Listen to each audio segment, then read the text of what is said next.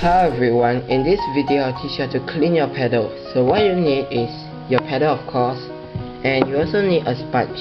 So the reason why I'm placing my sponge on the plastic sheet because I'm working on a table made of wood and I do not want to damage the wood with the wet sponge, as you guys should know the reason. So first thing first, so you should take your sponge and run it across the tap or just soak it in water, and after that you want to use your bare hands. I repeat, use your bare hands, do not use anything else, and you want to squeeze the sponge dry as you can.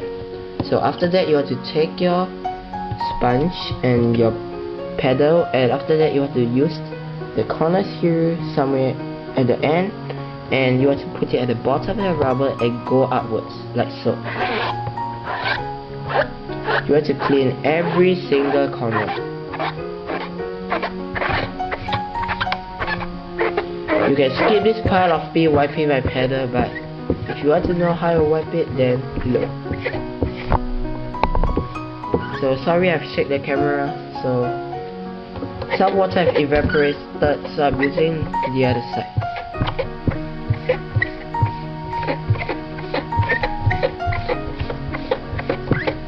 So that's about how you should clean your sponge clean your pedal, sorry.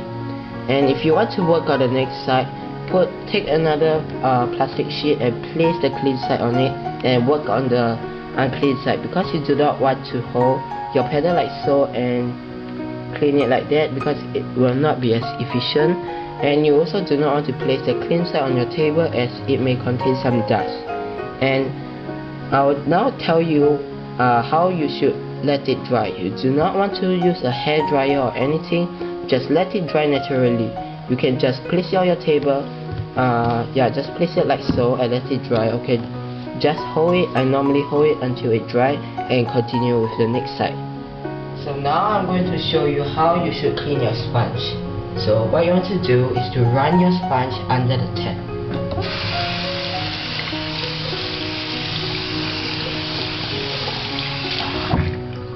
So now it's a good example. Now it's a good time to show you how much water my sponge can absorb. So it's about this much. I hope you guys can see. Yeah, about that much.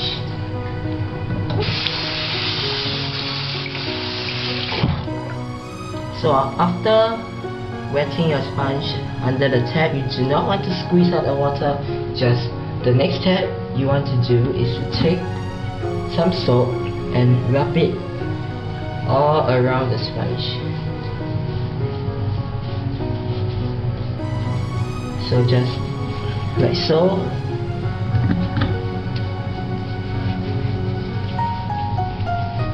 And you want to do the same thing for the rest of the sides. So as you can see now, I've put soap on all of the surfaces of the sponge. So the next thing you want to do is to run it under the tap while squeezing it dry. So I hope you can see. So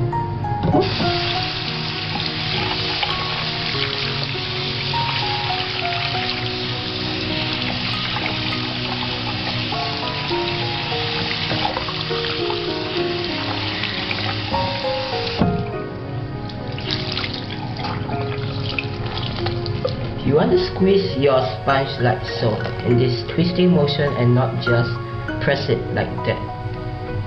So you want to squeeze it as dry as you can. So and you want to make sure that there are no soap left on the sponge. When you're squeezing the water out, make sure there's no soap in the water. So now I'm going to teach you how you should dry your sponge after cleaning it. So there are two ways. The first way is to just let it dry naturally and let evaporation take place, or you can use a hair dryer. And I recommend you wet your hands if you are using a strong one, because the hair dryer may burn your skin or hurt your hands. So what you want to do is, firstly you want to let it dry every single side of your sponge, and after that you want to squeeze it dry once again. So I'm going to show you an example of one side so that you basically get the idea. But if you already know how to do so, then you can skip this part.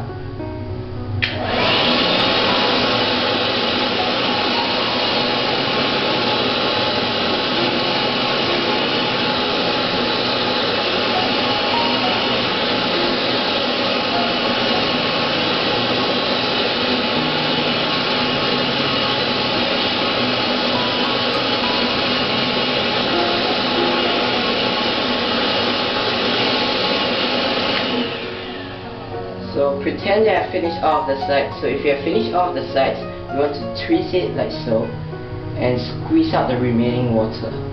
So some water should come out, so I do not know if you guys can see the droplets of water falling, but yeah, I can see. So that is basically how you want to dry your sponge. So after that, you want to take a plastic bag and put your sponge into it, because you do not want to have lots of dust on your sponge when you want to use it the next time. So now I'll talk about how often you should clean your sponge. So you want to clean it every time you use it and store in a plastic bag like I said before. So the next thing I'll talk about is how often you should clean your pedal. So if you are playing 1 to 3 times a week, then you want to clean it once every 2 weeks. But if you are playing 4 to 7 times a week, then you want to clean it once a week. And if you are on a vacation or exams or something else, and you're not planning to play table tennis for once a month, or you're not playing at all for a month or so, then you want to clean it once every month, although you're not using it. So the next thing I'll talk about is the type of sponge you want to get. So you want to look for these following properties. You want to find a sponge that can absorb lots of dust, dirt and water. And you also want to find a sponge that is smooth and durable.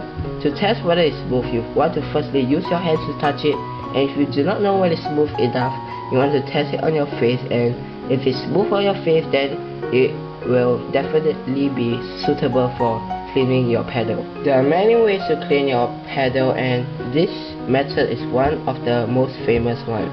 So I recommend using this way, and the other way which I will make another tutorial for. So the other way that I recommend is using rubber cleaners, and using this method and the rubber cleaners are really efficient.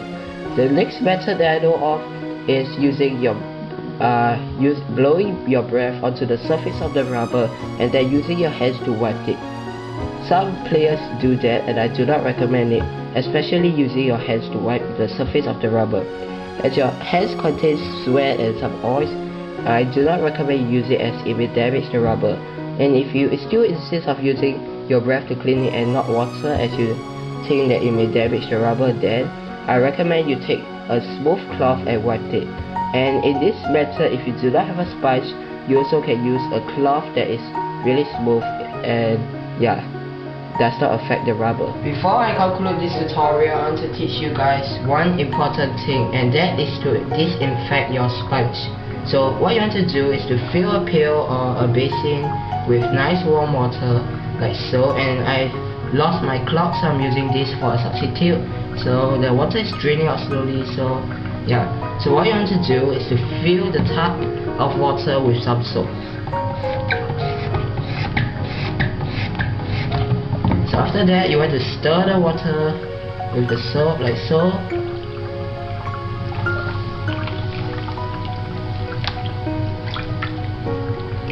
So after that, you want to soak your sponge in the water.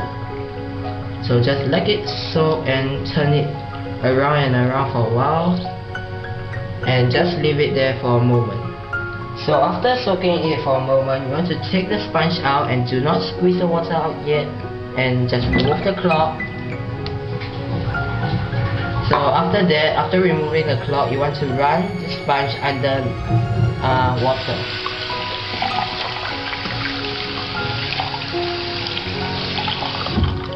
And you want to turn the sponge like so to remove all the soapy water out of it.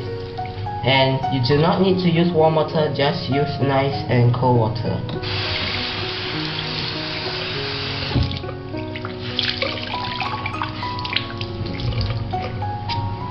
And you want to squeeze it dry like so. And after that, you want just to dry it like using the same method I have shown you earlier. And after doing that, you want to take some paper towel and put the sponge on the paper towel and put it in the microwave for 30 seconds. And after that, you can remove it and keep it in your plastic bag again. So with that, I conclude this tutorial. So if you have any more questions, please message me or post it in the comment. So thanks for watching. Bye.